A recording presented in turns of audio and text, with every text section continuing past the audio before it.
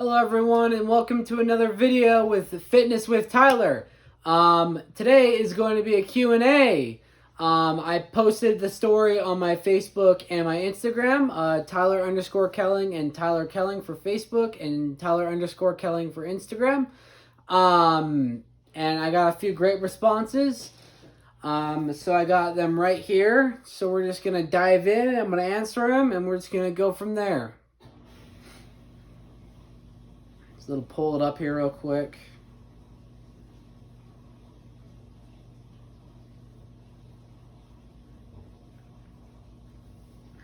All right, we're going to start with this one.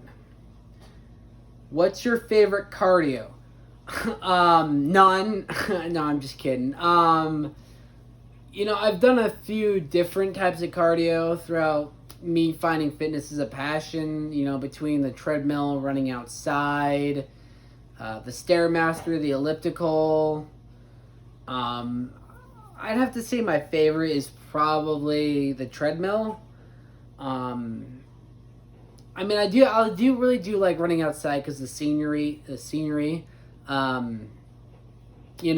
really nice, but for some reason, for me at least, comment if you guys feel the same way about this, but when I can see my destination of where I have to go, thoughts start creeping in, or at least they did, like, hey, that distance is too far, I can't reach that. Whereas like a treadmill, you're not really going anywhere. It's, you're standing straight just, on a machine.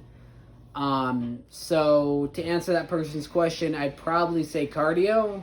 For that question about cardio, I'd probably say treadmill.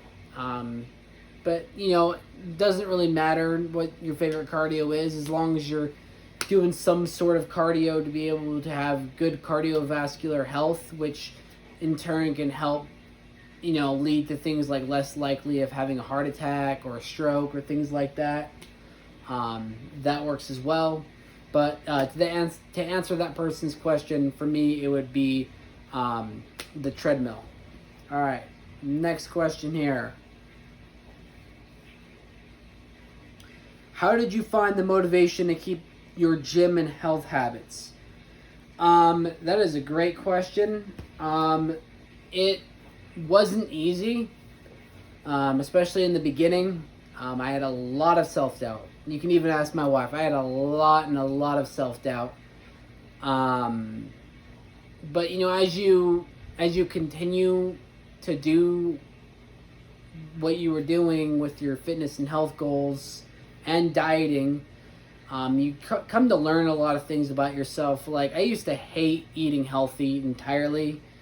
But the longer that I dieted, the more I fell in love with things that actually are quite good for you. Like, I can eat a big salad, for a meal. Like, it's so good to me.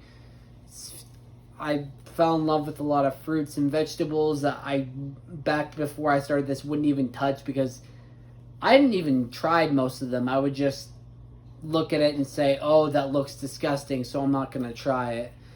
Because I'd rather have a pizza than a strawberry, or a banana. But like now it's like I love bananas and I love strawberries and all these other fruits and vegetables and healthy things. As far as the gym is concerned, I've never really had a hard time going to the gym. It was more the dieting that was hard for me because I played football in high school. Go Tigers. But so I was always constantly in the gym in high school because of that. That was more just like stereotypical gym stuff, like bench and squats and things like that. But at least I was in the gym. So the gym was never really the problem. It's just like I would go for like 2.5 hours with my friend, and then when I'd get home, I'd order a large pizza and eat it all to myself. Like, I would used to counteract what I was doing at the gym, and it wasn't helping. So to answer that person's question, just continue and go at it. You'll learn things about yourself that you had no idea. You'll come to love eating healthy, and you'll come to love going to the gym. It's going to be a grind for quite a while. It's just how it is, but the end results are a lot more better than the opposite. Great question, by the way. Next question. What has been your biggest challenge to overcome throughout your entire journey? Another great question. I have two. The first would be the beginning, just getting started. Because when I started this I started it probably like a year and almost 8 months ago. Yeah, about a year and 8 months ago is when I started this whole fitness journey of mine. And it was hard because I was inconsistent, but that's probably the hardest thing with that was I was inconsistent, especially in the beginning, because I'd go for 1 to 2 days. I think for the first month I was only going for like 2 days a week, and I'd feel great about myself, but I wasn't really getting many results. I mean, obviously going to the gym versus not going to the gym at all is going to give you some results.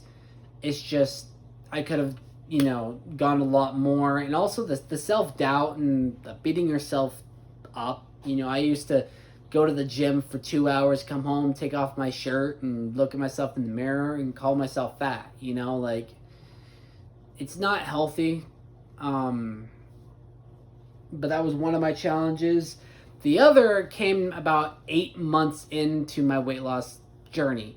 I kind of hit a plateau and it's going to happen to everybody. Little tip for everybody: when you are going for a drastic weight loss, the beginning you're going to lose a lot of weight, and usually that tends to be water weight.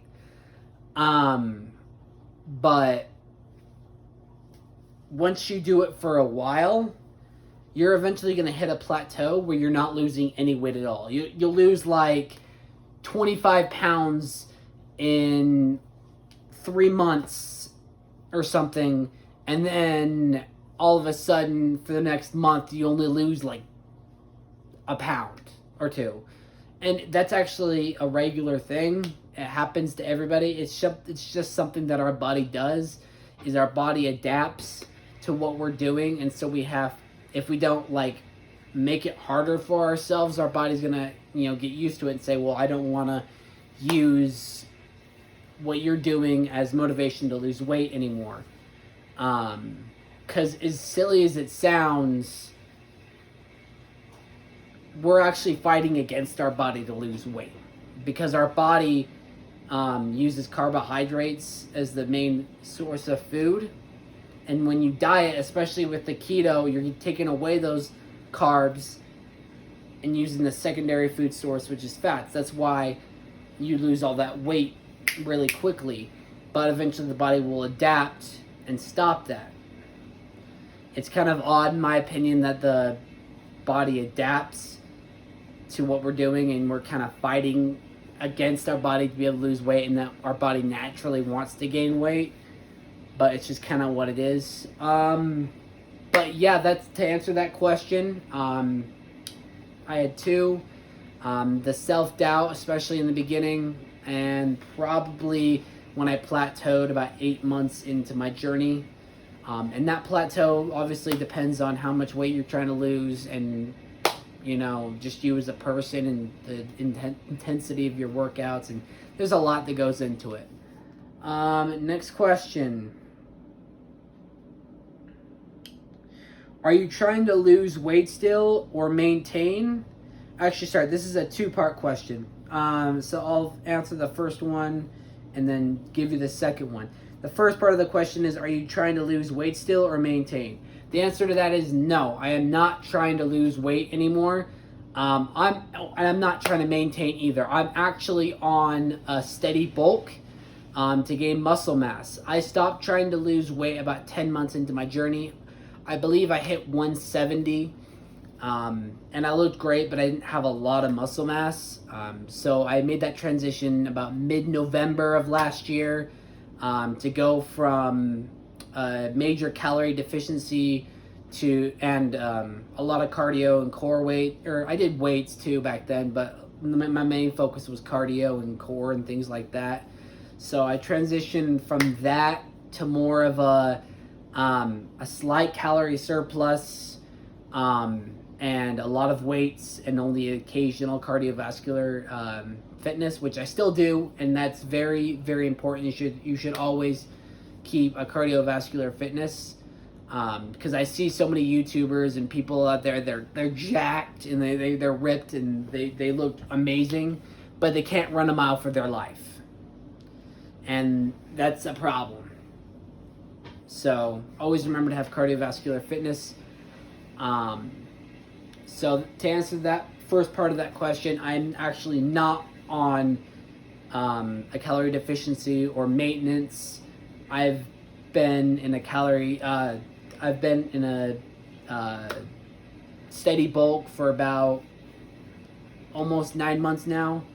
I've gained about 18 pounds in muscle mass. I'm feeling great and I look great. And I don't know when I'm gonna stop that. I was thinking about maybe go when I get to about the 195, 198 mark, which with a steady bulk, it could be quite a while. I just didn't want to do a dirty bulk because, that's a lot of food that you have to force feed yourself. And I like the idea of just slowly, progressively getting to where I want to be.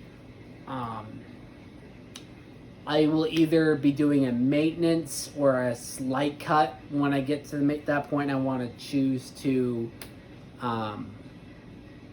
stop my steady bulk, but for now, that's what I'm doing.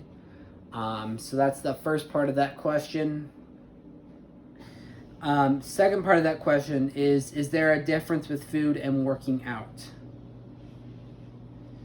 I'm going to assume that means what you're eating versus what you're working out. Viewer, if you're watching, I'm hoping that's what you mean by that.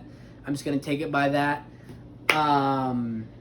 Yeah, obviously there's a difference between the food you eat and what you're working out. You can't be, like I said earlier, you can't expect to run 5 miles every day for a week, but you're eating McDonald's 3 times a week and you expect yourself to lose 10 pounds in that week. Like that's not how it works.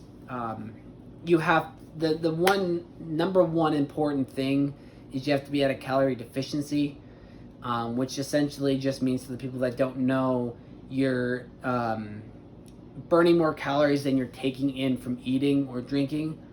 And a maintenance is about where you're at to keep and maintain your weight as calories are concerned. And then a surplus is eating more calories than you're taking away from your body.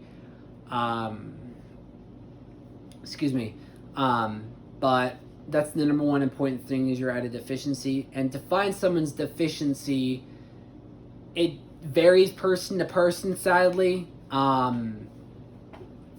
What I've experienced in my findings is the best way to find your maintenance, to be able to see, okay, do I need to eat more than this or less than this to be either at a deficiency or a surplus, is eat a certain amount of calories for a week, and at the end of the week, weigh yourself at the very beginning of that morning on that final day before you do anything.